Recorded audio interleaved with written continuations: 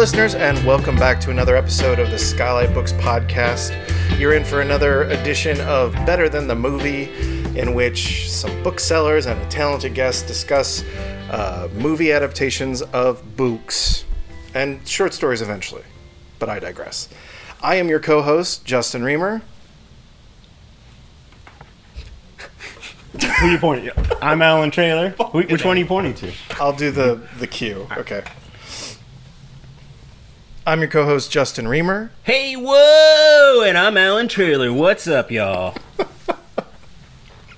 I'm Tyler Austin. And today we have with us... First take. And today we have with us musician, educator, bookseller, Collin Jonkman. Woo! Yay! I'm so excited to be here. Yay! And we are discussing the Sofia Coppola written and directed film Priscilla and the memoir ELVIS and Me by Priscilla, Beaulieu, Presley, and who's the credited co-writer? Sandra Harmon. Sandra, there you go. That's what we're discussing. But I knew it was an S. Same.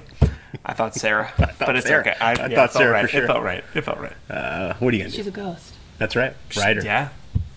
But she clearly was like, I will take a cut and pay to get that credit. Sweet. Yep. All right, so we're discussing a tell-all of sorts, a memoir, but also a music story. So I wanted us to start off by discussing that kind of jazz, like music stories, music biopics, music whatevers. Collin, since you're our guest, why don't you kick off with something you think is talk-worthy? With Yes. what is a volume of notes I in know, front. I really went too hard. I can't help myself. When you asked us to think about like music or biopics or books or things that we have read, I remember when I had exited my first band and Kim Gordon came out with her book Girl in a Band. I reached for it thinking that it would just really like soothe all the pain that I had from being a girl in a band. Did it? No. No, it was Shame. no recognition of any kind of feminist struggle, perhaps no recognition of perhaps a class issue that would come up from where she had come from. And so I was so disappointed I couldn't finish it. And I kind of paged through it after reading this, and again, I don't care for it. So then I read Carrie Brownstein's Hunger Makes Me a Modern Girl, and I liked that one a lot more. But I do sort of have an issue with some sort of music, bio things, because there's just a lot of name dropping. Yeah. And I don't know if I know like the deep cuts enough to like really log into that. Yeah, it's like, who is this for? Who is this for? Yeah. And it feels more like documentation of a particular scene, which I was not a part of, or maybe just on the outskirts of. So You had to be there, you know? Totally. Had to be there. Had to be in the band. So I have sort of like a love-hate relationship with these things because I go in wanting some sort of like feeling or analysis of what it was like to be in the time. And it's not. It's like, this is what happened, and here's when it happened, and here's why it happened, and then this happened, and then and it's like very, very linear, of course. Yeah, just hit the Wikipedia, you know? Exactly. Call it a day. Call it a day. Be done. Yes. But I don't need facts and context. No. So my first like foray though, like that I did enjoy though, was as a kid I went to see Dreamgirls and like the Buddy Holly story on the stage. So those always end with like basically like a fake performance, like a fake concert. So I remember being like a little girl with my parents, like in a big auditorium filled with white people, just like, yay, Buddy Holly. And then that movie or that show ends with like the lights go down and then you just hear an airplane. You're like, oh. Oh, that's Dark. Oh, so we're done here. So they all, yeah, it's That like is the pretty Big good. Bopper, and then it's like a Buddy Holly show, and then lights down, airplane noise. Mama, Wait, mama, how what's the airplane Well, I mean, noise how about? far does it go? Does it go to crash and burn? No. It's just you're left with that. I wonder if that's a reference to the movie, though, because, like, have you seen the Gary Busey movie? I have not. In fact, I didn't know of its existence until yeah. this morning when Okay. I Wikipedia'd. Well, what I was going to say is it's kind of like that. Like, the movie ends with the big show that he played, his last show, and it's like, rock and roll, yeah, yeah, yeah. Immediate cut to, like, freeze frame, cut to title card, he died the next day. Like, you know, like... Fantastic. Yes. And Quantum Leap ending. And I remember I actually listened to the director's commentary on that, partly because so much of that movie is clearly made up. I was just like, I need you to explain yourself. He said that he didn't realize how much appeal the movie would have for like kids, and that a lot of like kids or former kids came to him like traumatized. Is like, I was having so much fun and then he died. Yep. Yeah, Because they were coming to the Buddy Holly story not necessarily knowing about the plane crash. So No, and as a kid, I was really into Buddy Holly and really into the Big Bopper because that's normal. I feel like that show should end with the airplane noise, and then it goes right into American Pie by Don McLean. Or the guy from MASH comes in and he's like, there was no survivors. There were no survivors. There were no survivors. He crashed into the Sea of Japan. And they're like, I thought his show was in Iowa. No. He get to Japan somehow. Don't know what to tell you. Yeah. Yeah, it's Hollywood magic. I mean, isn't that like one of the last like normal Gary Busey performances? Doesn't he get into a motorcycle crash like shortly thereafter? No, he's pretty normal. I think it was much later in the 80s. Yeah, It's in the later. 80s. Okay. Yeah. It feels like one of the last normal ones. Eye of the Tiger Man, Under Siege. That's definitely post crash. I don't know what world that would be a normal Gary Busey performance. He's but- always kind of been that way. Like even in what's the one with Dustin Hoffman, the one that's based on the Eddie Bunker book. Straight Time. Straight Time. He's rules. pretty crazy in that one too, and that's in the 70s. But it's contained in a way that I think once you hit your head on pavement real hard, it's harder to keep it locked. Well, then you get the beautiful I'm with Busey show, the Yeah. short-lived VH1. Was that VH1 or written TV? I think it was VH1. No, it was Comedy Central, but That's right. but That's why it's not available But yeah, that's anywhere. the thing is like he had the big outsized Texas personality for a while, but then concussion, brain injury caused a further Ramping up of the Yeah. Well, I was gonna say I watched The Firm last night until like 4:00 in the morning, and he's insane in that movie, and it's great. And that's like 1990. We live different lives. We do. I don't know what to tell you. I mean, I was also up that late, but I was not watching The Firm. Oh, you were doing something important, playing video games? No, I was playing video games. I forgot you were trying to cure cancer at 4 a.m. Yeah, we live such different Already lives. solved that problem. Now it's time for gaming. Yeah. I was shocked though. Like first of all, I didn't know the Buddy Holly story film existed. I thought it was only a stage spectacular, and I was very shocked to see when I read it's like, oh, Gary Busey in the Buddy Holly story. I'm like, what part did he play? It could not compute to me that he was like Buddy Holly. yeah, Sure. and he was nominated for an Oscar for that movie. Shocked. Like this morning, I had quite the moment where I was like, Yeah. wait a second.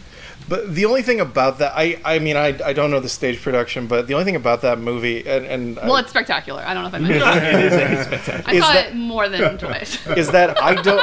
Oh, high praise. I don't know much of Buddy Holly's biography, but what I know, like watching that movie, I was like you've made this up, like that you took a real thing and then you're like, it's better than that, a trope. Make it all up. Well, you said in our text thread, Allan, that you aren't much for biopics or music biopics or anything. Mm-hmm. Is that why you think you gravitate to Walk Hard instead of an actual biopic? Yeah, it's also amazing. It's a perfect comedy. Wrong kid died, man. Beautiful. Don't come in here, Dewey. You don't want no part of this. It makes Makes it even everything funny. better. Yeah, anyways. It's a perfect movie. But yeah, I just don't... they're all too formulaic. And I'm just not really interested how someone that's super famous lived before they became super famous, nor do I care about their life as they're super famous. Like, I just kind of have no interest whatsoever. You don't want the moment when they're in the studio and they go, wait, hold on. Play that. Do that again? Do that again. I'll take the I think you should leave version of that. God, the moment that angers me so much in a movie like that is the movie Ray, where Jamie Foxx as Ray is having an argument with the woman he's with, and then he just sits down at the piano and turns it into Hit the Road Jack. He's just like, go ahead and say that again, baby. And then, especially considering he didn't fucking write Hit the Road Jack, but... No, he did, because the movie said so. There's also I saw it. another crazy movie, a moment in Ray, where he's just like walking down the street, and then it's like, "Hi, I'm Quincy Jones," and you're like, "What? or it's like he's like this kid on the streets playing saxophone. He's like, "What's your name?" "I'm Quincy Jones." It's like an insane movie moment. It's worse than that, because I remember that too. Because he literally gets off the bus in Chicago or whatever, and Quincy Jones is playing the horn right there. Right there. It's like, I get you have to like squeeze things together, but this is ridiculous. Yeah. Yeah, I'd say the sort of as the crow flies narrative of like biopics can be troubling. Yeah. Yeah, well, because life doesn't really fit into a 3-act structure in a way that's satisfying to like a movie audience. Yeah. Which abolish the 3-act structure. Down with it. Look, I mean, I think you could make an argument that maybe Priscilla doesn't quite fit into that mold either. I think it definitely doesn't. Yeah. Which is interesting. I mean, I was looking into like music biopics. I think there are some top-notch ones. There are some really well done ones. But like, it is weird to see how cyclical it is. Like, I feel like we go through, like, Dewey Cox is like very clearly making fun of a Ray or a Walk the Line. It's, he's got to think about his life before every show, and then he's got to think about his whole life before he plays. So good. But even then, just recently there was Weird, the Weird Al Yankovic I still haven't seen parody that one.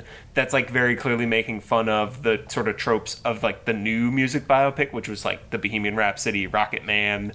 I mean, the long list. Like, there are an insane amount of music biopics that have, because it's like Bohemian Rhapsody made $1 billion, and everyone's like, can we make $1 billion? Another billion. Like, there's actually more billions. I made a list of all the ones that are about to come out, and it's or have come out in the wake and are about to come out, and it's absolutely insane. So it's been Bohemian Rhapsody, Rocket Man, Elvis, obviously, Respect. They did an Aretha Franklin one. Judy, the Judy Garland movie. That Bob Marley one's been coming out for Bob Marley movie about is 3 years now. But it's also hilarious in that trailer because it just says next year. Yeah. Next year. Just like it wait always for the whole says year. next year. And they also have done the thing where it's now just Bob Marley, One Love. Like, they're just like, hey, if One Love isn't clear enough for you, we're just going to call it Bob Marley, One Love. But we also, have like on the horizon Maestro with Bradley Cooper, the Madonna one that Madonna's going to direct. Madonna? I think it's Julia Garner from what's that show? The Netflix show. Ozarks? The blonde lady from Ozarks, who's great. Okay. Like her. There's a She's Jonah engaged in that show, Hill, and I'm obsessed. Jerry Garcia movie coming out. There's an Amy Winehouse movie. There's a Donnie and Joe Emerson movie with Casey Affleck and Walton Goggins. Oh, that already came out, yeah. That already happened. The Bee Gees, which is going to be Lauren Scafaria is going to direct. It had been John Carney, It's going to be the Lonely Island Boys playing it, right? I mean, that would be great. I think we can all agree that would be great. Now that's a biopic I would get good. behind. That would also been good. I mean, and it was going to be Bradley Cooper at one point, and then he's like dropped out because he's doing Maestro instead. Like, we are in a cycle. We never of leave it. Heavy. Yeah, it's true. But I think it definitely ramps up at times, and we are in a ramping up, and I think we are hitting critical mass. You know what though? I do have to make two exceptions. The late '90s miniseries of the Jacksons and the Temptations. Oh yeah, those are both like fantastic miniseries. Yeah. I worked at a video store when those were on video, and people would rent those every week. Yeah, they're awesome. Like, for years, like, I only worked at a video store for like 2 years, but like, every week, some family would be like, this is our weekend viewing, is the Jacksons 4-hour miniseries or whatever. Well, I think the thing with like Bohemian Rhapsody, like I remember when that trailer was going around and people were like, whoa, this looks so good. And even when I just based on the trailer was like, does it look good, or do you just like We Will Rock You? Yeah. Well, I Is think that just a that's, good song? I think that's a really good foundational question about like music biopics in general. Do you just like the music, or do you actually like the story, or do you just want to be in the dark listening to the music? Yeah. I mean, Yeah, the answer is yeah. Yeah. that is what people want. Yeah. And, Yeah, I don't even know how to begin to parse that. Well, and since I hate them in general. So it's interesting too. Like we're still sort of in the intro, but I feel like Priscilla is one that is interesting because it completely cuts out the music. There's no Elvis music apart from "Love Me Tender," which is a public domain song anyway, so that's why they play it without lyrics. So it has to be like, does this story compel you, as opposed to like, does Elvis's music do something for you? Yeah. It's also more of a character piece or a character study than maybe a double character study, like a little bit more of Elvis, but a lot of Priscilla. Yeah. Well, can we get into it? Has everyone seen Baz Luhrmann's Elvis? No. I have not. Wow. He's only got one good movie, man. Romeo and Juliet. I mean, I don't disagree. Well, so I was explaining to someone earlier that I saw Elvis in theaters.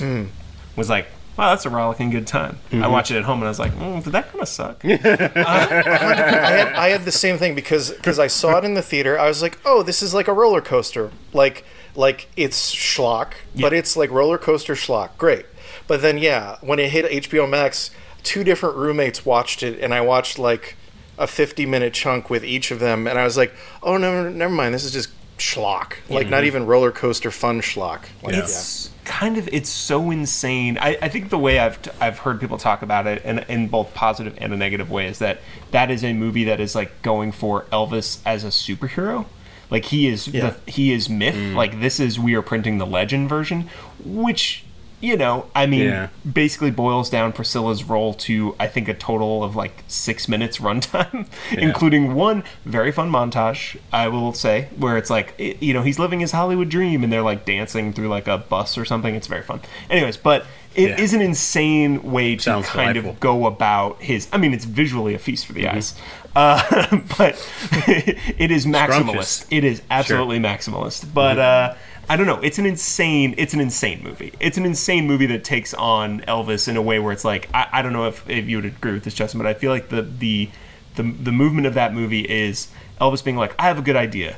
Tom Hanks in old man makeup being like, no, it's a bad idea. And then Elvis does it anyway, and it's a good idea, and it works. Wow. And then that happens like 4 times, and then Elvis dies. Sounds like a movie.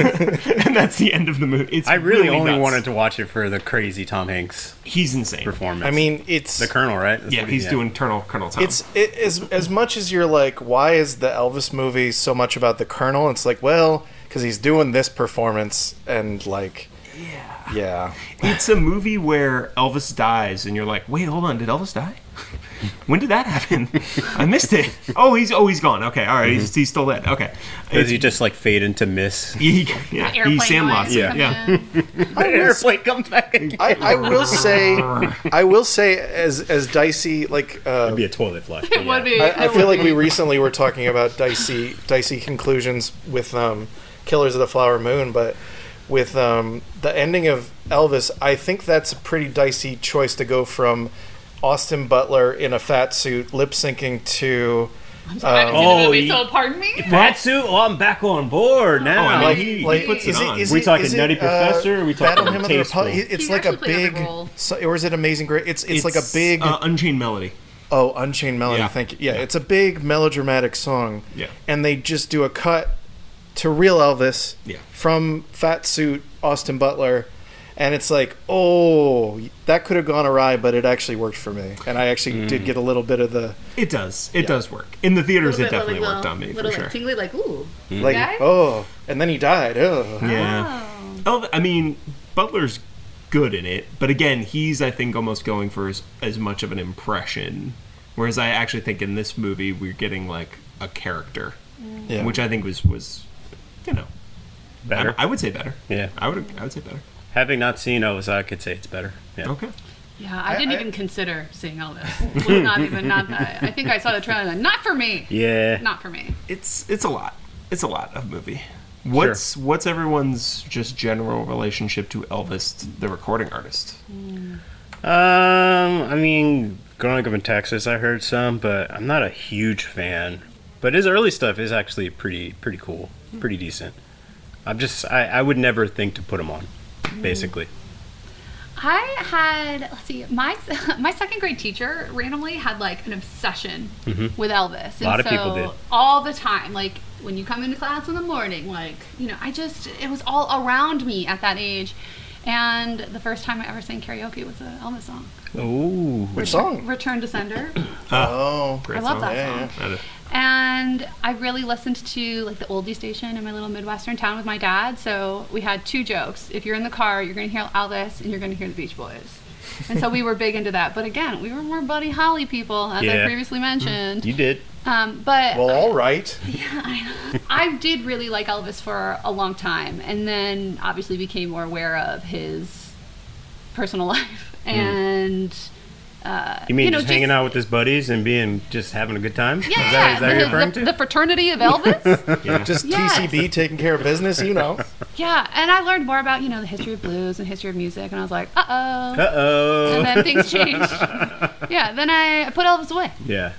Yeah. Especially funny, I think it's in I can't remember if it's in the movie or not, but when he's talking about, it's in the book when he's in Vegas and he's talking about, like, doing, like starting to ape one of the people that aped him. Yes. And I'm like, it yeah, hurts, Ricky huh? Nelson. Yeah, no It good. hurts, Elvis, huh? No good. Where Interesting. where Priscilla's like, hey, Ricky Nelson has a good hairstyle, and he's like, "Hell, that fuck guy." Ricky Nelson. Yeah. Copying ass motherfucker. I'm not gonna go with his hairstyle. Real quick. All right, so I'll just say my biopic pick is La Bamba. It's excellent. Luis Valdez, amazing. Chicano playwright turned filmmaker. His film A Zoot Suit is also excellent. I'll just say that real quick because we're already we should be talking. We are. And then as far as Elvis goes, I grew up. My grandfather was in the vending machine business, and he had old jukeboxes and just stacks of 45s in his basement. So I would go through and just pick out random stuff. So I, like a child of the 50s, I discovered Elvis through random singles. And actually some of my favorite Elvis songs are Wooden Heart, which I do believe is on that number one's album, but it's who's going to go for Wooden Heart? I mean... I've never heard that song in my life, I'm pretty sure. Wooden Heart? Wooden Heart. Yeah, it's from his Germany time, because it is based on a German folks. You got it. He sings in German in the second half of the song. Oh. Anyhow, I think I just like quirky shit. Anyhow, so I think there is that nostalgia thing, but yeah, I agree. I am also more of a Buddy Holly person because he's got more of a handle creatively on what the heck he's doing. Mm-hmm. I do because actually my friend from New York did write the 33 1/3 on From Elvis in Memphis. Shout out to Eric Wolfson, who has a new book coming out, and maybe we'll get him on the podcast, but anyhow, I digress. So I do actually like that era too, the post-comeback era a little bit, just because I think the people he's working with are good. Which is... not to jump ahead, but to jump ahead, that's one of the parts where Priscilla in the book just starts talking about his career more than anything that's happening with them. Mm-hmm. And she's like, he was working with creative people again, and it was good music, and blah blah. Mm-hmm. And it's like, well, I agree, Priscilla. Yeah, that is very perceptive. That's a good little patch. Yeah. So that's my take. All right. I must say, just quickly, as a child of Las Vegas, Viva Las Vegas. Viva. Las Vegas. Las Vegas. I think we should do a duet. Speaks for itself, I think. Spoken word, it I mean, appears. truly, there is probably not a time in my life where I don't think I was aware of Elvis and, was at least somewhat of a fan of his. I mean, so influential was the title of that Flintstones movie, Viva Rock Vegas, I believe. Vegas. Viva Rock Vegas. There's nowhere he can't Well, touch. and everyone knows that you watch Honeymoon in Vegas every day. So. I watch Honeymoon in Vegas. Do love that one. And I will say, I got the number one CD, and was probably the first CD I had with a new CD Walkman. Whatever you call it, Discman. A Discman, was the first CD I had with that. Skip protection? No? Yeah, Yes? yeah, loved it. Oh, it was got great. it. Enjoyed it. Only lasted 20 seconds. Yeah. it was very good. 90 seconds skip. And then during the pandemic, my fiance and I would go through HBO Max and just find stuff, and there was an entire Elvis collection, and there was it's a pretty fun concert doc with him, where he's wearing a lot of shirts that look like they are from that I Think You Should Leave sketch. He got them at Dan Flash's. There's so many, they're complicated, patterns. Yeah. The patterns are so complicated, you have no idea. And it's a lot of him prepping stuff and some behind the scenes stuff. He's at the old MGM lot, which is really cool. And then he does a Vegas performance, which was incredible during the pandemic, because there is, in the middle of Suspicious Minds, he comes off the stage and kisses every woman in the crowd. And in pretty cool. Well, that tracks. I was gonna say cool. in May of 2020, Audrey and I were on our couch, just oh my god, this is madness. Yeah. But the man's fucking charismatic. He can't keep getting away with it. He's a charismatic man, So, anyways, that's my Vegas. That's my Vegas Elvis talk. Sure. Great. So, I don't know. How do we get into? I guess Tyler, continue to hold the reins and just sort of run down a little bit about what Priscilla covers in her memoir, and then we'll get into what Sofia took and everything else succinctly. And I also watched. I don't know. Did any of you folks skim the miniseries from the 80s? I wanted to. Yeah, I skimmed the 1988 miniseries that is called Elvis and Me, like the book. And I have some thoughts, but we can get into that later. Okay. I did not get into that. Your ringing endorsement. Time is precious. Justin's got it. So. It's got noteworthy things, but I don't think it's watchable. Yeah. Is Chuck Norris in it? No, that was the thing. No. Like the scenes where she's training with her Taekwondo instructor, it's not a dude with an afro, and then they didn't go with Chuck Norris either. It's just like a bland, white-looking guy. Heartbreaking. Yeah. Okay, well, we can get into that. So Elvis and Me, Priscilla Presley, she wrote it, 1985, I believe? So it's basically, it's a memoir, the first memoir we've done on the show. But it's pretty focused on, I think maybe more so than the movie, it does begin and end with a little more of her life, but again, before and after Elvis, so she kind of sets herself up. It's one of the most interesting things, I feel like, is the details of, like, she was just a very normal girl. Like, she just, she's an army brat, moved around a lot. She ends up in Germany. She's like, even my friend joked, like, hey, Elvis isn't going to be that far away from you when you go to Germany. She meets a young Elvis, who's, I think, 24 at the time. She's 14 years old. Mm-hmm. They begin a friendship. Sure. A relationship of some kind that is, however you I don't know how you want to spin it. Sure. I've heard of kissing cousins, but kissing whatever the fuck this is? Boy. So they... Tyler's sweating profusely. Oh, boy. It's called child abuse. Yeah. It's not... that's the word you're looking for. It's not good. It's not good. So they begin, while he's there, I think it's about 6 months. It's not really a full year that they're sort of together in Germany while she's 14. He goes back to America. Eventually, he starts being like, calling her and saying, you should come visit me, you should come visit me. She, at age of 16, eventually moves to Graceland, moves into his house. They live together for a number of years. We kind of get into the ins and outs of what it's like living at Graceland, her being left behind while Elvis is making movies in Hollywood, how she sort of, what Elvis expects of his woman, as he would say. His little girl, his little girl. Hey, little satin. Little one. He just, a million, like only a couple times in the movie, but in the book, a million times. Hey, little one. Hi, how's my little one? Little one. They do eventually get married. They have Lisa Marie.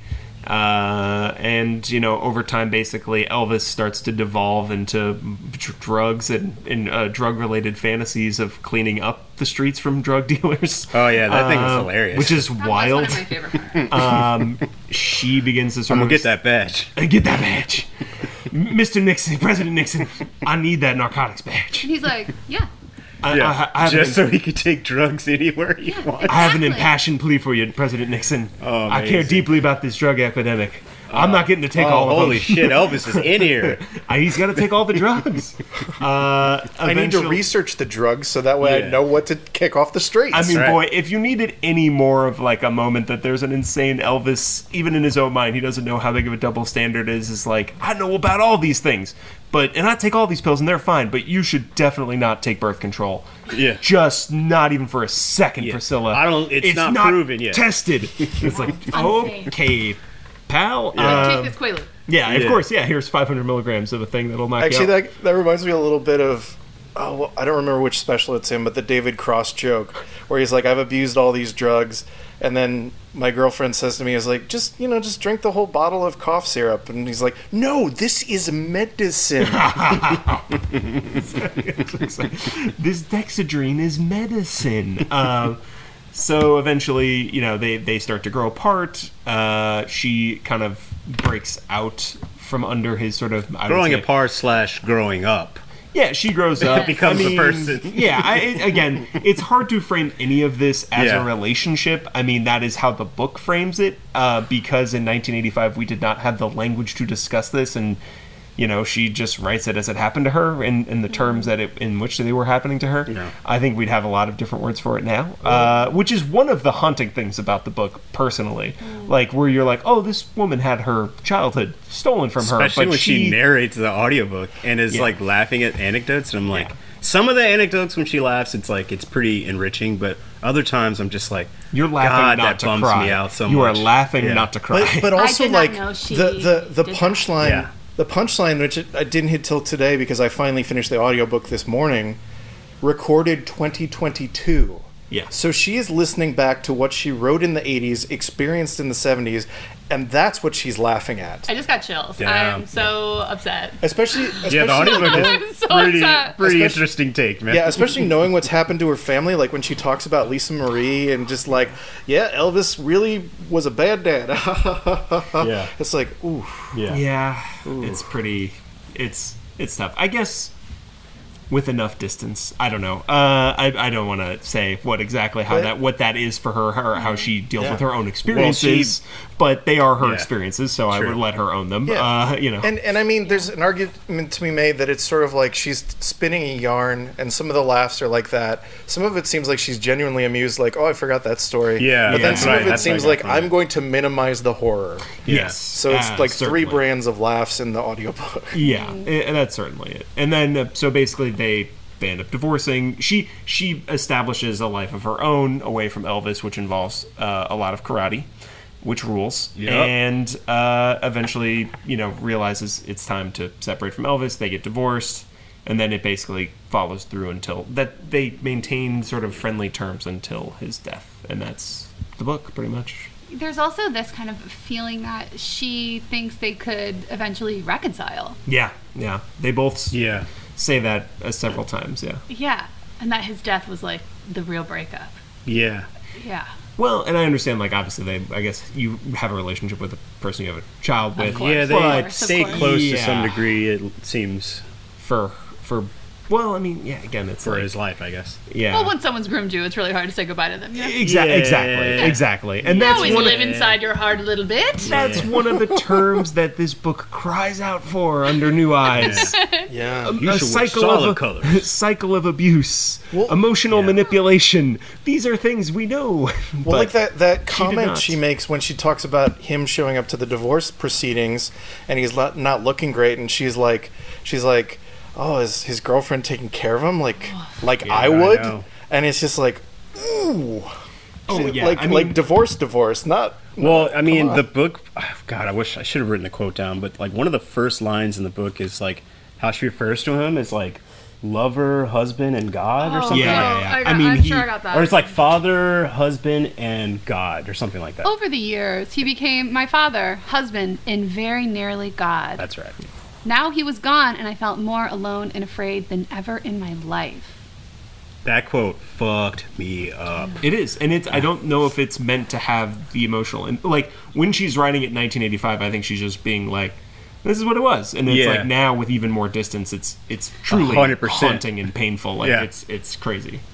It's truly, I struggle because I think like she is very clear. Like she wrote that sentence, or Sarah wrote that sentence, or they wrote it together, and it's so Sarah. clear, right? Like it at once acknowledges that sort of almost incestuous, like predatory situation, but then doesn't condemn it. Like it's this book is very clear and like outlines the kind of systematic group abuse that she would submit, like that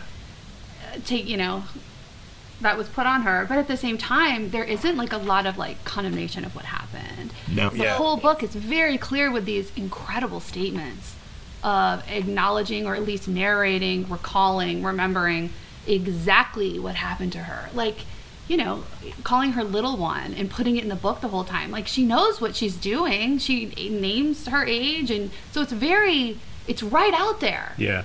But it is told through this lens of a fairy tale. Like, it reads like a Disney princess book. I think that's kind of her take on it. Yeah, I think still, it is. yeah. Which is wild, but yeah. And maybe she was the chosen one. Yes. Or one of the chosen many. I don't know. And I feel like she was chosen because she'd be the easiest to control out of everyone. Possibly. Like her ability to endure it all. But yes, that was the hard part for me in this book, is that she very clearly knows that what happened to her was wrong, while also feeling like a princess, like experiencing first love. Yeah. First love, quote unquote, first love. Right. Whatever that could mean for someone who's like toast the minute she meets him. Yeah. Yeah. I mean, like a little crush turns into, I don't know, decades of your life. A prison? Yeah. Yes. It's Which the movie very clear. Like, they're in that room a lot. Yes. Just eating in bed. Like, that whole montage of them eating in yeah. bed, I was like, whoa. Peanut butter bacon sandwiches. This is crazy. They never fucking leave. She never gets to go anywhere. No, Even though in the book she has, like, a job eventually. Does she? Yeah, I think it's obviously like a very complicated. But I thought she had, like, a modeling thing for a minute, too. That's the thing he tells her to quit, yeah. Or she did it for like a week, and then he was okay. like, knock it off. Yeah, no, that's the thing. Is like, I need you to be there when I want you there, or whatever. Yeah. Brutal. Fucking brutal. Yeah, But the thing that's funny though is that the movie softens it a little bit in its way, because in the book she describes that there's fucking aluminum foil on the window to keep out the sun. Right. So she's in this room with no natural light for days on end. Yeah. just yeah. I think the movie softens him and the whole thing quite a bit. Yeah, that's interesting. I mean, it definitely. I mean, probably. I mean, a little bit, yeah. I think there are a lot of interesting things that oddly are touched on in the miniseries that aren't in the movie, but like make it a little odder altogether. Like one of the things is the fact that in the book she talks about, she discovers that the person she's been living with as her father is not her father. Yeah. Her father died In the war yeah. Like the plane was over the shot sea down. of Japan. Over the Sea of Japan, like the cast of MASH. Yep. In the miniseries, they do more with that, and like that's kind of the implication they make in the miniseries. Is like that's why he kind of lets her spend so much time, is because he feels guilty. He's like, I'm not even really her father. I guess I should be more indulgent to her, which is that's questionable. Yeah. But also Interesting take. That just doesn't even seem to be But- the case yeah. by her but also writing. the but yeah. detail about like when they're living in Germany, they're living in a brothel. Like the Beaulieu family is living in a brothel. But in Coppola's film, they're just living in a suburban looking house, which is it's just like an odd little softening. And so there's different things like that. Yeah. Or even there's a sequence in the miniseries that's from the book, which is when her parents come to visit in L.A. and she's been sleeping in Elvis's room, and she has to quickly throw her stuff into another guy's room to pretend that hasn't been happening, which in the miniseries is played for laughs. Of course. Right. Well, and I'm sure a real screwball moment. Yeah. I was surprised in the book and even in the movie it is played for laughs sometimes. The age difference, or the fact that she's a child, like you're saying, and she's always talking about how oh well they laughed at me because I didn't know this, or I didn't know that, or I was a little girl. And it's like, it's not okay. It's uncomfortable laughter. Like, what's the joke exactly? Yeah. It's interesting.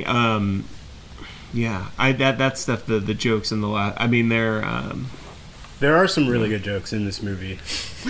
Not the ones we were just discussing. Right. Well, I'm referring mostly to the burning the books. Oh well, that's incredible. Oh, that's just perfect framing, perfect editing. Yeah, it's a great It joke. all just so works. Well, and it is interesting because she does make clear in the book that at the time people were like, this is wrong, right? Like, it's not like everyone was just like, we're on board with him dating a 14-year-old. Like, one of her nicknames in the national press was the live-in Lolita. Yeah. And which is also an insane thing to hang on her. But, so it's like people were calling it out even at the time that this was wrong. Yeah, in the movie there's just kind of whisperings of conversations. Mm-hmm. Yeah, right. The one woman being like, oh, she's like a child. Yeah. I think it's softened because it's so hyper-focused on, I guess, as factually as it can be. Yeah, and you are locked and a into lot of it's her nuance, and it's her perspective. perspective. So going from her perspective softens it considerably. But I don't know. The movie's interesting. Yeah, I don't know. Because it is complicated, right? Because if there were no good times, right? Like, why would she have ever stayed, right? Why would she want to be with him? Like, there has to be Well, you can something. make an argument that she was coerced. I mean, well, yeah, of over course. many years. But like there are, of course, yes, But, and I that mean, is the reality. But her like looking there back were, on it, she's okay with it for whatever. well, yeah, I mean, yeah. There's so many montages in the movie, but my two favorite montages are the ones where they are in love, and they're at Graceland, and they're with the fraternity, and there are fireworks and bumper cars, and they're kissing under the sky, and it's like definitely sort of this like crackly sort of thing. Yeah. And then my next favorite one is when she's in LA and she's getting free, and she's like growing up in the places where he's abandoning her emotionally, so she has like space to grow up. Exactly. But she's to in find LA. out what kind of person she wants to be. Yeah. And she's driving and swimming and like fighting and laughing. And I'm Yeah. like, hell yeah, this is correct. That's an amazing. Also, that whole montage is so great because like they very subtly start to age up the actress. Like she becomes the age that she is in real life, actually, which is incredible. How she goes from 14. Like they do a great job of the aging of her. But specifically in that montage, reading the book again, I was like, it's crazy because she starts to wear jeans in that montage, and there's a huge point in the book about how Elvis hated jeans because it reminded him of growing up poor, and so he and anyone in his inner circle was banned from wearing jeans. You And know, it's normal such shit to do. Yeah, just a normal With your cool friends. guy thing Yeah. to do, to be like wearing jeans dictate to what anyone? everybody in your solid colors, motherfucker. No jeans. Oh yeah, No jeans for and me. definitely as it goes on, you see she's wearing the patterns she wants to wear. She's wearing the colors she definitely wants the to wear. patterns. It's Yeah. these little subtle things where you're like, oh, she's breaking away from his hold. I think the whole film does so much with color that I love. Like, I love the kind of like color It's a nods to beautiful film. characters Yeah. and things like that. Like, as soon as she has Lisa Marie, she stops wearing blue. She starts bringing in more pink. And then after that photo shoot, she's wearing purple at the photo shoot, and that's when she realizes Lisa prefers the nanny, and right away she's like, fuck that. Yeah. And the next scene she's wearing yellow. The next scene she's wearing jeans. All of a sudden she doesn't wear pink again, she doesn't wear purple again, and she doesn't wear blue again. Yeah. Yeah.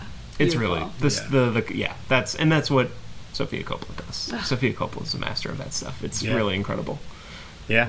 Truly. So that's my main. So I've watched the movie twice in the past week because the first time I liked it, but I was lukewarm.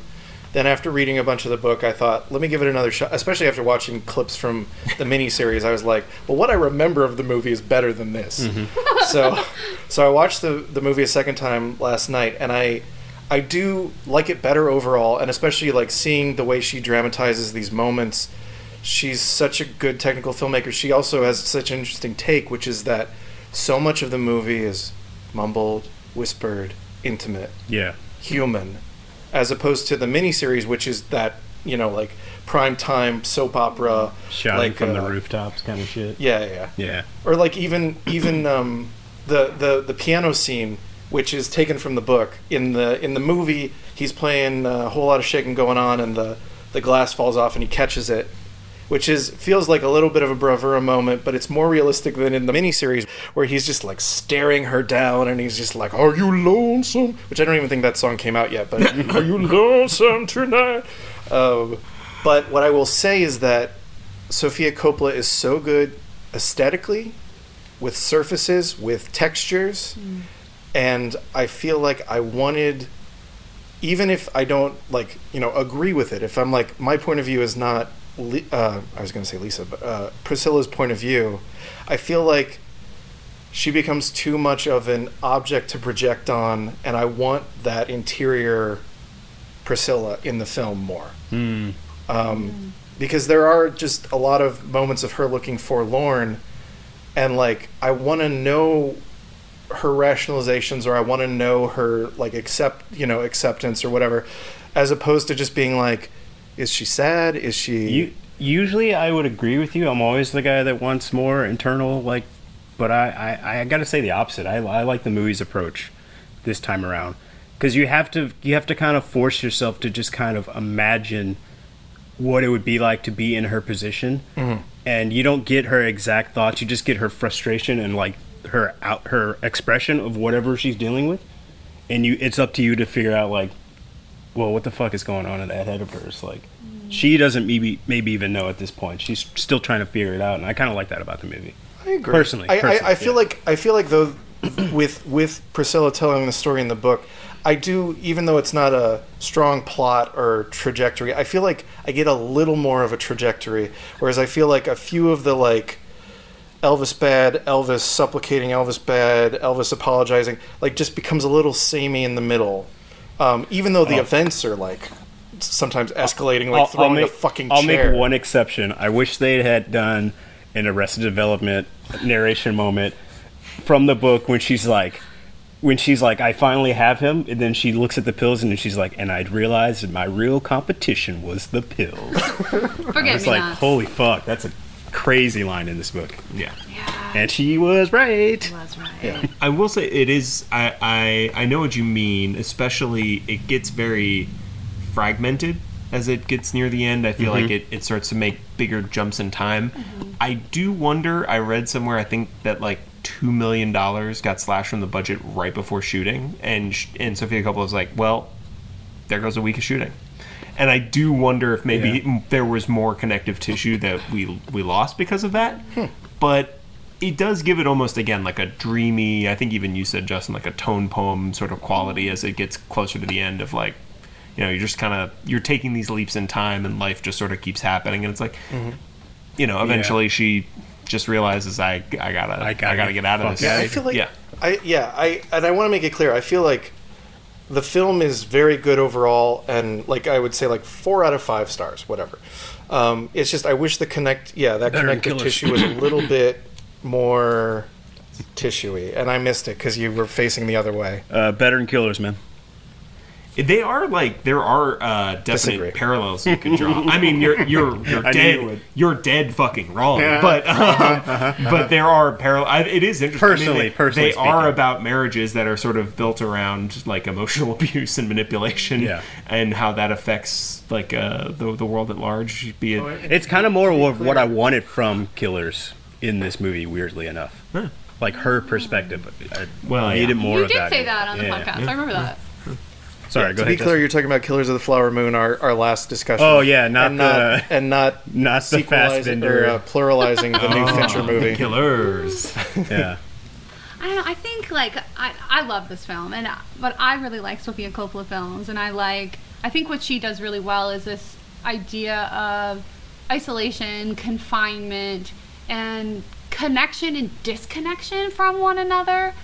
And when I think about the film sort of like arc or stop or start, it's this series of like connections and disconnections. So, you know, she's alone in Germany, she meets Elvis, and it's like boom, this explosion, and there's this deep connection between them, again, which we could debate all day about whether that is like a genuine connection of homesickness and missing, you know, no way home, to know, or if this is just like a straight grooming situation and he's a horrible liar. Well, the fact that guy picks her up and then brings her to him, scouts her, in the movie, I was like, this is weird. Well, but in the trafficking, and I'm just like, I kind of wish they had, because doesn't he attack her later on in the book?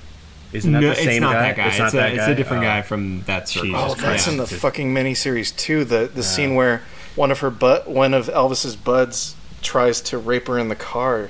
Yeah, that's And in the miniseries they amp it up where like Elvis then like beats the guy to a pulp, and it's like, because then it makes Elvis a hero in that moment. And it's sometimes the most obvious choice isn't the right choice. So she meets Elvis. She's this like big explosion, and then she's like waiting by the phone for weeks, and then she goes and sees him again. 2 years. Yes. But you know that scene where her dad or her stepdad is like, you have to pick her up yourself. And when she opens the door onto her front lawn and he is standing out there in his uniform with a car, and I was like, you're done for. Like, you're not going to be able to have any power in this situation. You are fully in love or under a spell. Like, it's over. And so she's in that life. And then, then there's 2 years where she's just pining. She can't think of anything else. She's completely devastated. She's like, it's one thing to be ghosted. It's another thing to be ghosted by someone. Then you get like Tiger Beat magazine, and you read all about his new love affair. He's dating all of his co-stars.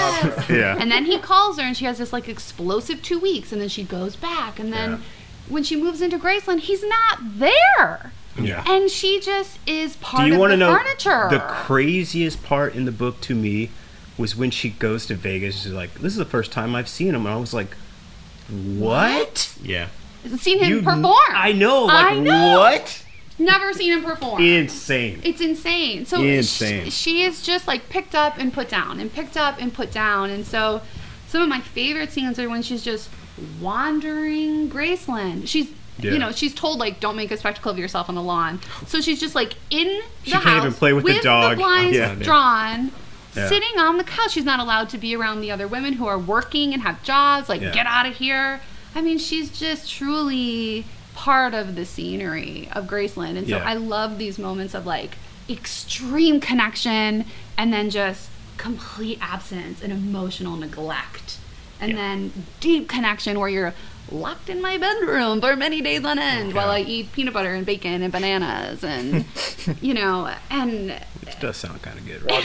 Watching the Beverly Hillbillies. Yeah. I wanted to say real quick, too, that in that scene where she's told don't make a spectacle, that's the character that's supposed to be Elvis's stepmom, who's like the woman that he that he hates, who replaced his mother. Yeah, because he's obsessed with his mother, and because he wants to fuck his mom. And it's interesting to me because that's more of a thing in the miniseries too. Is Dee, the woman who replaced Gladys, the wonderful mother. I did notice every time she showed up in the movie, it's like a really punctual, like I fucking hate you kind of moment. Yeah. It's kind of great. The thing is, she's just like the scowl in the corner, which I think is a very interesting approach to it in the Priscilla in the movie version. Yeah.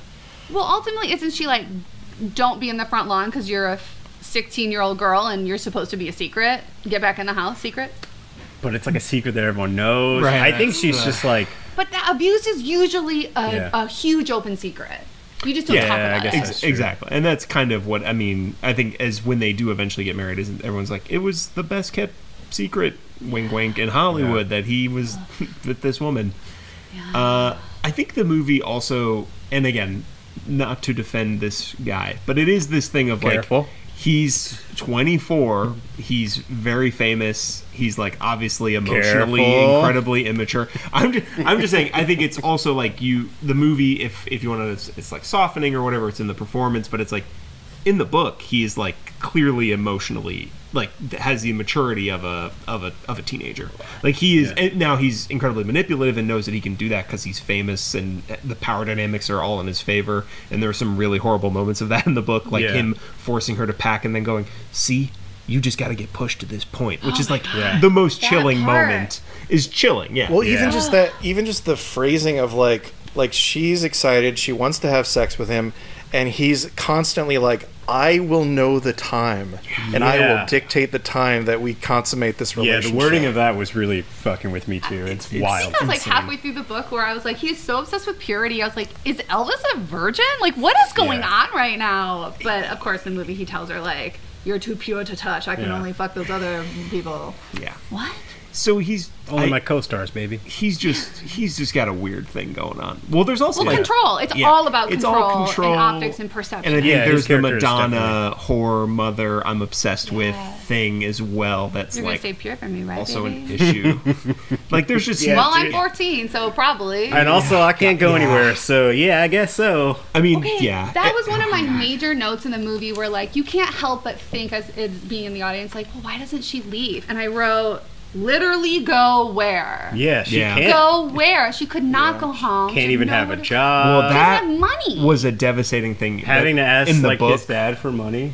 Oh yeah, in the book this time that also hit me was just that she was like when she left to live with him full time, it was that she had two purposes, which her was full-time job, not losing Elvis, and also to like literally prove her parents wrong, like not wanting to prove them wrong for letting her go, which is like what an insane amount of pressure to put on yourself in both ways, where it's like, well, I have to keep the rock star in my house happy, and also my parents, the people who love me the most in the world, I don't want to make them feel bad about having let me done this. Like it's it's a rock and a hard place to keep him happy is so deeply sad to me. It's quite. Well, when she gets pregnant, he says, a lot of pregnant women let themselves go. So she lost weight while she was pregnant. Yeah. How is that possible? And the doctors are like, "Don't do that." It's one of the. She seems so proud. She's like, I never had to buy maternity clothes, and it's like, don't be proud of that. Fucking hell. It's one of the again a quietly devastating moment of the movie is her putting on the fake eyelashes before she goes to I know the dude. baby is like what a great touch. It's insane. It's incredible. And I don't know obviously don't know anything about the actual labor, but it also feels of the time period where like she went to sleep and like woke up with a baby, you know, like they like knocked her out or something. Yeah. She's like, and it's so much like royalty. Here's like, your when she birthing quaaludes. Yes. Like, oh my word. And then when she's leaving the hospital, she's in full makeup again, and Elvis is there, and they get into the car, and it reminded me so much of just like royalty. Like, she is a prisoner and he is a cultural commodity, and they're both just fucked. Yeah. Yes. It is. Yeah, that it's thing, a doomed to fail situation. Yeah, it's that with Elvis. I always think I don't remember who said this, but it's that thing like you are emotionally always the age you are when you become famous. Like you never can really mature past that. And it's like, so yeah, and like you say, he's a cultural commodity. So he feels this weird connection to his fans, and this like he puts that and the image above so much. It's really well, yeah. Dude, he's got the kid thing, which in the book they talk about him just buying a ranch. He's like, I want to be a cowboy. Give me a bunch of horses. Yeah. Which in the movie they like transmogrify into him being like, what's that old house? Let me just smash that with a bulldozer. Bulldozer. You get the same expression. Well, you realize what a little boy he is. Yes, like, he is a little boy. He's literally just pointing at things and being like, I'm going to do that now. Yeah. And he really, I think what's more clear in the book that's a little foggy in the movie to me is like, he's a cult leader. Like, he is running a cult. And he controls everyone's finances. And everyone has to be walking on eggshells around him. And, you know, he pays for his family. He is like so commodified by them as well. So everyone is serving him. Yeah. But they also have to be on call at all times. Like, that's some real cult behavior. Yeah. And, you know, I think about, too, like, we were talking about, like, his own emotional illness. And his mother. It sounds like his mother had just died when they met. Yeah. And he just seems like that was a very bad relationship. Like a very, very bad. Yeah. He's like, she was my whole world. And you can almost hear him say, I'm going to do and that. now you're my whole world, mommy. Yeah. No good. Yeah. It's no good, guys. Yeah. Virgin sex, mommy. You're my whole world. Thank you for putting that into, it's the culty thing as well. I couldn't believe how word for word it was in the book, the moment where he's like preaching in Los Angeles to the room. Like that was, which is one of the best laughs in the movie for me. It doesn't come off funny in the book, but in the film, and he sounds ridiculous. Well, it sounds insane. It's not funny in the book because she's focused on the girl that's obviously flirting with him, and that's her concern. Yes. Yeah, and her sort of again isolation, which from we him we do see in the moment. movie with like how she looks at her and is like really pissed off about it. But yeah, it's fucking hilarious. There's also just something like he's kind of it's just my opinion, but I think he was attracted to her. I think he was attracted to her, but that's you have to make your own mind up. Like he is a buffoon on some level. Yes. Yeah. I can't be with a woman that doesn't read my philosophy. Actually, it was a tweet that I will quote now briefly. Where it's like only Sofia Coppola could turn Elvis into a Silver Lake indie musician who is so proud of having read one book. And it's like, that's kind of the feeling of it. Did Elvis remind me of most of my exes? I'll stay silent. No comment. There's also just something incredible. So you're in a couple of cults, huh? Sure was. There's something so you incredible. You can find us on YouTube at incredible about how fucking tall he is. Yeah. He just towers I thought he was over a great Elvis. Oh, he's really good. I think it's a great performance, but it's so visually perfect. Well, and I'll stop bringing up the miniseries because whatever. But like that's the thing is in the miniseries, dude. Priscilla is played by an actress who is 25 years old and is basically the same height as the actor playing Elvis. So that minimizes the creep factor. But in this Coppola movie, you see tiny Priscilla and big Elvis, and it's there visually immediately. Every time. You just see it. And according to Sofia Coppola, they were like she was on 3 apple boxes like for every shot. Like that's how tiny she is compared to he's like 6'5". He's massive. Like but it really does add to that level. You cannot forget. Yeah. He's older and bigger than her. And more imposing. Yeah, just consistently. Yeah, again, like looming over her, literally looming large. A looming, mumbling cult leader maniac. You know, baby, I think I love you. I don't know. I'm gonna throw this chair at you, and I got my mama's temper. I'm gonna apologize real quick. See, baby, I did it because you made me. Well, you make me do these crazy things. You know, if the dialogue wasn't, I think the dialogue is pretty like word for word from the book, just like ripped right from it. Yeah. And if I hadn't read the book and read the dialogue, I'd be like, what the fuck is he saying? Yeah. I don't know if I would even catch. Yeah. I'd be like, I fucking love that he mumbled everything. I found it a great touch. That's the thing about rewatching it after having actually read some of the book, is being like, oh, she's taken so much straight from the book. Yeah. Yes, Oh. truly. It's Totally. it's there. And As far as adaptation, it's fucking excellent. Like, just taking this Oh, material yeah, and agreed. just shaping Excellent it. adaptation. Yeah, I was really happy about it because I think like she gives Priscilla so much power and so much visibility, and like it's not that the movie isn't about the abuse, because it is recognized constantly. Yes. But in such subtle ways or little offhand comments. That's what I was saying. It's a very subtle movie. Yeah, and in weird ways. I hate to call it this, but it's almost sweet because it's there, but also her experience is central. Yeah. And what's happening inside of her is central, even when it's vacant. Yeah. You're like, oh shit. I think Coppola tried to soften Priscilla's own perspective as much as she could to make this movie. Mm-hmm. But it's just in there. It's in the DNA of everything. It's a love story and a terrible abuse story, and I think it's both things in equal measure in the book and in the movie. What we think about what has happened is interesting, but really has nothing to do. And it's us looking back through time, so it's like. And I don't know how well you folks remember, because I don't know, but do you remember that basically the movie is punctuated with all these this motif of her walking down halls? Yes. Mm-hmm. Yeah. And like it's kind of like each one is a comment on where she is in her journey. What do you think about that? Well, I think it's a very good point that you've made there, because I think one of the most powerful moments of the movie, and it's in the book as well, is when Elvis is like, she's 7 months pregnant and is like, hey, I think we need some time apart. Yeah, dude. Which insane. is an amazing... So I talked about it on the way home from having seen it with Audrey, and she's like, I just wonder what was going on in Elvis's head at that moment. And I was like, I think she fucking wonders what was going on in his head at that moment. But they've been together long enough that she's like, I'm just going to call his fucking bluff and be like, yeah, I'm out of here. And then she doesn't even make it to the end of the hallway. And he's like, oh, I changed my mind. Come back. I'm sorry. And it's like she has regained a little bit of power, and like, or at least knows how to play him in that It's moment. like a touch of Phantom Thread in there. It's like almost is manipulating equally back, but obviously not. Yeah. But in her own way, she is manipulating him as best as she can. Yes. Yeah. Mostly for her own preservation, without even realizing that that's why she's doing it. Well, I think she's already on the way out, even if she doesn't realize it. Like, you can tell when she gets pregnant that she's like, well, what about our plans? And she had definitely pictured her life differently. But I think by the time she's that pregnant, I think she's already sort of like, you know what? Maybe this isn't right. Yeah.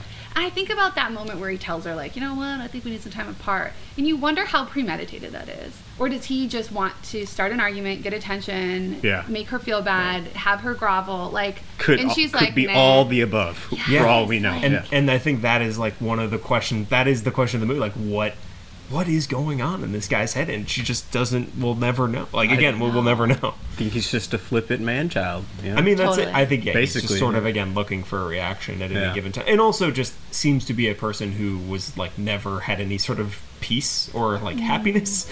I mean, on some level, and just is like, I'm going to just crash this car from guardrail to guardrail and see if something happens because, I don't know. I thought I had it all figured out, or I became a rock star, and I got all this money, I gotta read but I'm the not book happy. of numbers, and all this.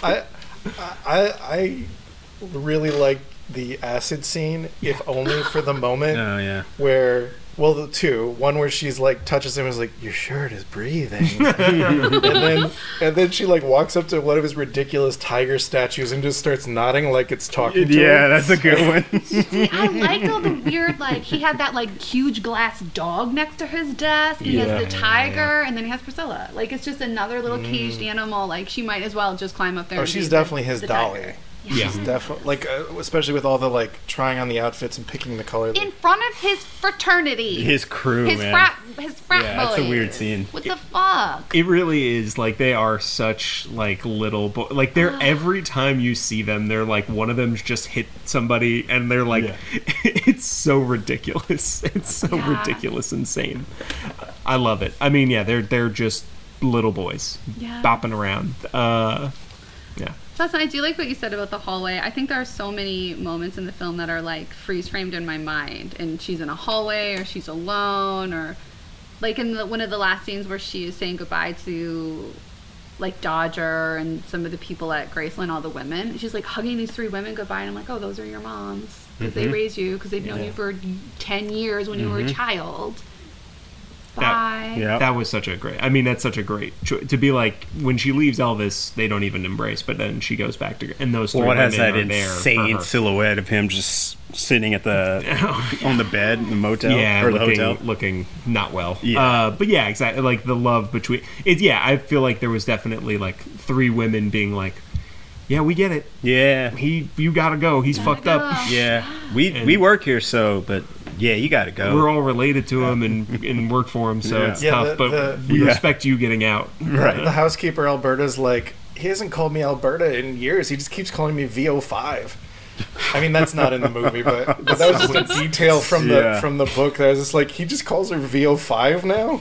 Jesus. Because it's a funny joke to him? Yeah. He commodifies everyone around him. Yeah. Yeah. Yes. Yeah. No, something sinister happened behind those gates, y'all. Yeah. Confinement. And speaking about that scene too, the thing that I thought was a really excellent touch, and I'm assuming Sofia Coppola is going this meta with it, is the choice of the Dolly song at the end, "I Will Always Love You," because famously, that is the song that she gave, or that Colonel Parker was like, "We can get Elvis to record this song, but you got to give us half the publishing," and she was like, "No." And obviously that paid off great for her. Yeah. So it's both like in this moment, like. Priscilla's leaving to lead her own life, set to this score that's speaking to the regret, speaking to the like stamp that Elvis has had on her life in the same way Porter Wagner had on Dolly's life, and like, but you don't get them. Right. Elvis, the Colonel, you don't get Dolly, you don't get Priscilla. Yeah, and that's when I wept. I looked. Yeah, it's a very touching moment. Beautiful moment. There's a further addendum to that as well, which is that Dolly in a later interview said like, "Oh, I spoke to Priscilla about that song, obviously," and Priscilla was like, "When we were walking down the courthouse steps of the Beverly Hills courthouse when our divorce was finalized, Elvis was singing me, 'I Will Always Love You.'" Holy shit! Yeah, it's wild. Wow. Again, like sweet, also totally fucked. I will always control you. Yeah. Don't forget, I'm always watching. So, I mean, has many meanings, that song. And it works on... Wow. It's like almost... Just about every level. Yeah, and it's like almost... It's one of those where it's like, oh, it's a little obvious. And then you're like, but it just works so fucking well. Yeah. What do you do? It's incredible. Yeah. Guys, I love this movie. It's really good. I want to say, too, like, what I love so much about it is just its girlhoodness. Like lipsticks and heels and clothes, and like even though he is orchestrating it, there's like teenage rebellion in it about like dyeing her hair black and like wearing more makeup, and like it's gross that he did it for her, but also like it is such a firm like Sofia Coppola movie in that it's like about girlhood and like trying to become a woman or becoming a woman or like abusing your way into becoming a woman. Yes. But it's so pretty, and the end there, like, is just when she kind of takes that all away, her hair becomes brown again, she starts wearing different clothes. Like, I just love that, like, girlhood arc. Yeah. And I'm so glad Sofia Coppola made this movie. And not somebody else. Yeah. I thought it was a fantastic movie. I liked it. So, because I read this book earlier this year, because I think it was maybe around when Lisa Marie died, someone had ordered it. It never got picked up. I was just always like flipping through it at the front. And I finished it and had a lot of the same feelings that you had of just like, this is haunting, but also kind of beautiful. And I was like, man, there are so many moments that are very cinematic in this. I wonder if anyone's going to make a movie. Google. Sofia Coppola's doing it? This is fucking perfect. And I've been looking forward to it ever since. And it did not disappoint. It was like exactly... a Sofia Coppola movie. And I rewatched Lost in Translation last night, which I think there are many I don't need to parallels. rewatch So that. I many got it memorized, buddy. It's incredible. So many parallels between all of her films. I watched Somewhere for the first Yeah, time. Elvis yeah. gets off on a bus and he meets a kid named Spike Jones. Ribisi's incredible. Holy shit, is he nuts? Yeah. He was just a skater then, but now I didn't think he was a jackass, but one day he'd be her. Yeah, it was, I mean, so that, again, yeah, her in a gilded, sort of like she's up in this hotel room overlooking a beautiful city and she's just cannot get out of bed. She's stuck there. She's trapped there by her own, the discomfort with her own relationship, with her own self and finding herself. It's like, yeah, I mean, it's a very similar, and what a perfect thematic sort of, authorship to like follow. This movie just lands perfectly, like a 10 out of 10 landing in her oeuvre. It's like perfect. So She Coppola at heart. she Coppola so hard. cool. Do we have any last final thoughts we want to squeeze in before we get to our ratings and what? My last final thought is for the third Elvis movie, I want them to follow his crew of buddies. And I want it to be like that show with Adam Paley and Sam Richardson, where they're like, their best friend becomes like famous and then like dies. And so they have to like figure out how to live their life without his like protection and money. I want that third Elvis movie following those guys in the aftermath. Well, you do half Entourage, half that movie. That's right. It's like, oh, it rules, and then he's dead. Oh no. Oh yeah. Oh no. Oh no. That's the title. Yeah. I was gonna say, and it's also strange. This is another Elvis-centric movie of the last 2 years that was not shot in America, because Baz Luhrmann's Elvis Why are you shaking your fist? was all shot in Australia, and then this He's one was Australian, dude. all What do you- shot in Toronto. It's And cheaper why? there. I mean, yeah, of course. I just think it's interesting considering he's like an American icon that we can What's only... more American than producing something outside of America? Well, for in America. this modern America, I suppose that you are correct. I just think it's interesting. I don't have any feelings about it any which way. I mean, you're gritting your Allan. teeth, so you have something. Baring my teeth at you specifically. More but, of a veneer, sure. But anyways, yeah, just one of those things. God bless Priscilla for just absolutely thriving. Like, I think post Elvis, she's had a pretty great life. She's lived a long life, which also let that be a reminder that within her lifetime, we could go from the events of this book to now.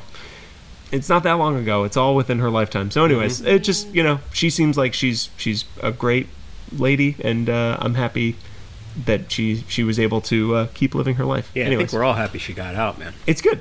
and And so be in the early. Naked Gun movies. Oh yeah, that's right. It still blows my mind. Yeah. Actually, Forgot that. It's a follow-up. All the guns in the movie. Oh, yeah. Honestly, I loved it. Yeah, I loved it. Matching the guns. Gun to match the dress? Yeah, Yeah. Why did I think of that? I know. That was incredible. There are just a ton Texas of... has thought of that. There are just a million great, like, again, jump cut or, like, cut jokes where it's like, she lands in Germany and you see her parents and then she's not used to wearing makeup and it's all run down her face and you're like, Oh, amazing. unbelievable. Like, so funny, but so heartbreaking. Like, and there's just a million of those. They're all I really love good. the line from her dad in the book is like, you look like two piss holes in the snow, like your face, or Jesus something like Christ, that. yeah. It's something like that. It It's is. a crazy line. It was that, yeah, and it's insane. If that doesn't read stepdad, I don't know what I does. don't know even what that could Piss possibly holes in mean. the snow, man. Yeah. Good luck with your heartbreak. Yeah. Oh, yeah, because she was with such heavy eye that, yeah, Jesus Christ, it's insane. So, anyways. Yeah. All right. So first round. Do we like the book, Collin? Yes, I love the book. Yes, Tyler also really liked the book. Thank you for identifying yourself. I guess I'll do that. Allan. Me, myself, and Allan also like the book. I love the audiobook. Her reading it and her like having little moments, like something that they would never allow in an audiobook from someone else, like unless you were like the person who wrote it. I found it really interesting and fascinating. I agree. I think also in that final copyright thing, they said that it's copyright Presley Industries. So clearly, like, she had final say, and she's like, I'm going to chuckle. Yeah. Oh, I want to hear it. I didn't know she read it herself. That's really interesting. I mean, she chuckles throughout the whole thing. God, that's kind of amazing. It's quite moving. She's like, this was crazy. Yeah, kind of, yeah. Yeah. This was my life. This happened to me. And I'm alive. I mean, honestly, it's like a short 9 hours, you know? Yeah, no, it flies. Yeah. It's unanimous. I really like the book, and I also think the audiobook is well worth listening to if that's the way you go. Great. Movie. Collin, your take. I loved the movie. I think it fits very firmly into her style and her themes, and I can't think of any other filmmaker who could have made this book. I loved it. Completely agree. Ditto. I think we all agree. It's really... Ditto. Yeah, exactly. So, like, do I need pink carpet and black hair? I don't know. Should I just change it all? You can at least try it out. Elvis liked it. You know Try it's it a out. Sofia Coppola movie because she was like, the first thing I thought of when I read the book was the opening shot being her feet in super plush carpet. And I was like, you're never change. You're perfect. Yes. We love you, Sophia. The Sophia we deserve. Yes. Agreed. So we're unanimous on that. So now comes the nitty-gritty hard part. Between the two, which is better, book or movie? Collin, you're up. I had to say movie. I just prefer, even this is horrible to say as a writer, as a memoirist at that, I prefer the visual medium. There's something so beautiful about the colors and the pacing and the softness of something that is so hard. And the music, I mean, we haven't even really talked about the music. Yeah. Was so Banging good soundtrack. that I just felt like, I loved the film. But at the same time, I devoured the book in like 2 sittings. So it's really hard to say, but I would say I prefer the movie because there is that like full embodiment, I feel, of being able to witness her instead of being in her mind. It's a different thing. And just the beautiful visuals that Coppola can put together. It was like Marie Antoinette meets Lost in Translation with a little somewhere, and it's like, what's better than that? A summation, one might say. Yeah. Completely agree. And I think I would say read it, watch it, do both. They're both great, but I personally, again, I would say the movie is just so good. It's so good. It's so engrossing. The music's incredible. Yeah. The needle drops alone justify the entire medium of cinema. Both their performances, I really their performances really are great. Flawless. There are many shots that are beautiful. Again, like the roller skating, like the coloring of that is incredible. There's just, it goes on and on and on how good and she does the thing again where there's period appropriate needle drops and then like anachronistic needle drops, and it all works. It all works. It captures it. Yeah, the moment where she gets the ticket for the first time to go, and that song kicks in, which I'm blanking on the name. Yeah, but very synthy. It's synthy. It is not era appropriate. Yeah, but I was just like pumping my fist. Like, this is the feeling of what this must have felt like. It's incredible. So Be a girl in love, like read the book, watch the movie, but the movie I think gets a slight edge for me. Yeah, I got to go with the movie too. I thought it was excellent. I think the audiobook is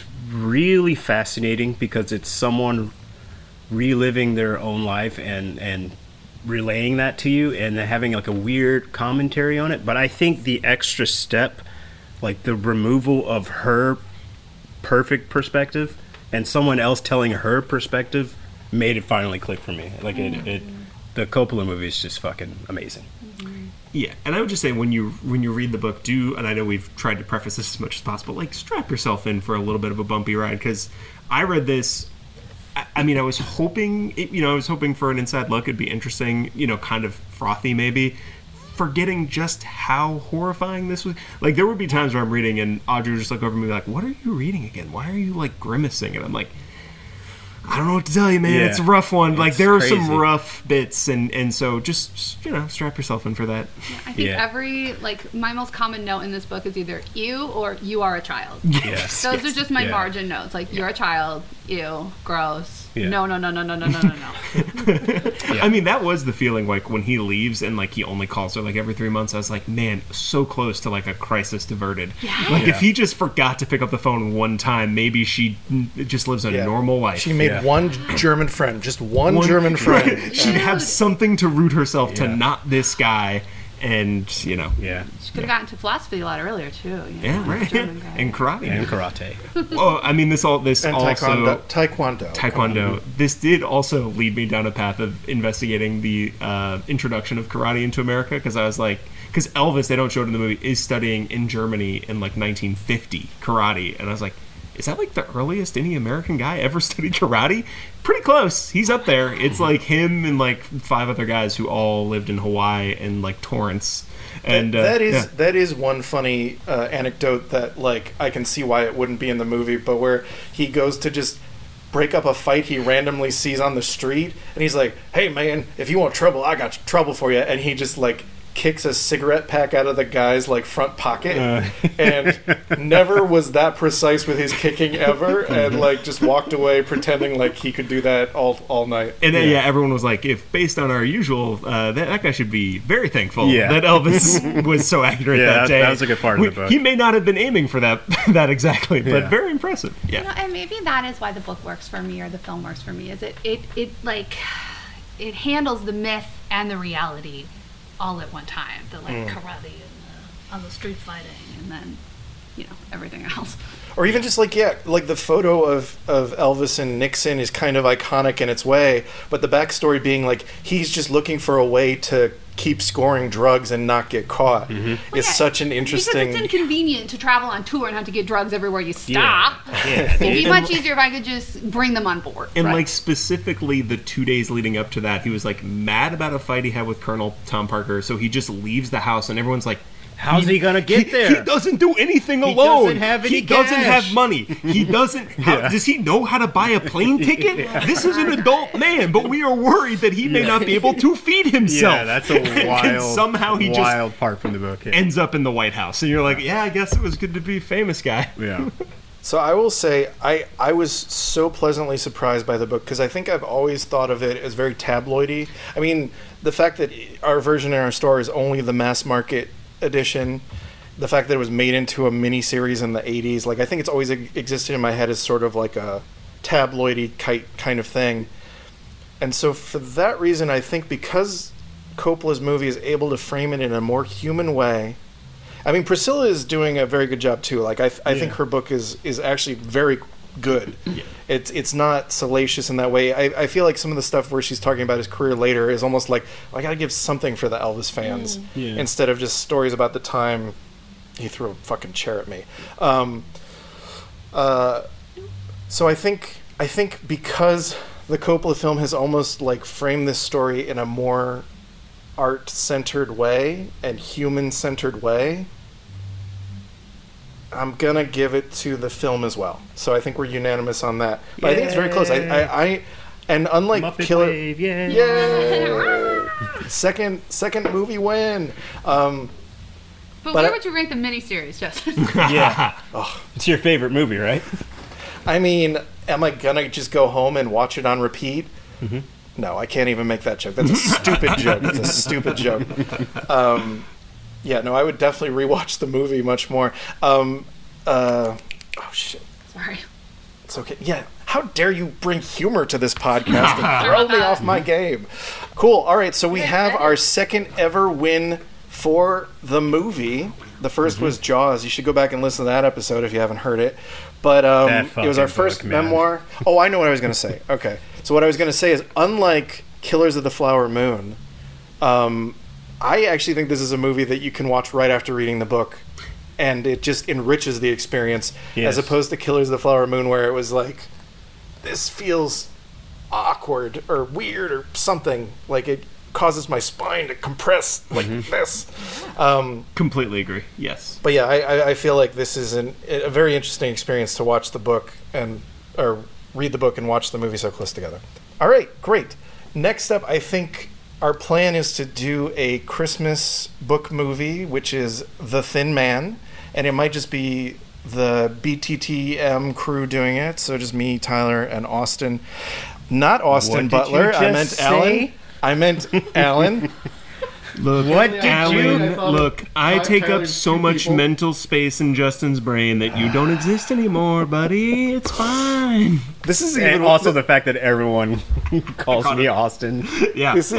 Tyler. This is the worst thing that's ever happened to me. I'll never fucking let this go. I'll tell you that. Even worse than the time that I called Tyler Allan, I think, in the Misery episode. That is true, when you were not there. That happened. So it's happened both ways. I was there in spirit. Thank you so much for listening. Come back for The Thin Man in December. Have a wonderful holiday season. Thanks for listening to this episode of the Skylight Books podcast series. We hope you enjoyed it. If you'd like to check out the book featured in this episode, or others, please visit skylightbooks.com. If you're in the Los Angeles area, stop by for one of our live in-person author events. You can find a calendar on our website. If you like this podcast, leave us a review. It really helps us out. Our music is by Duck the Piano Wire. Till next time.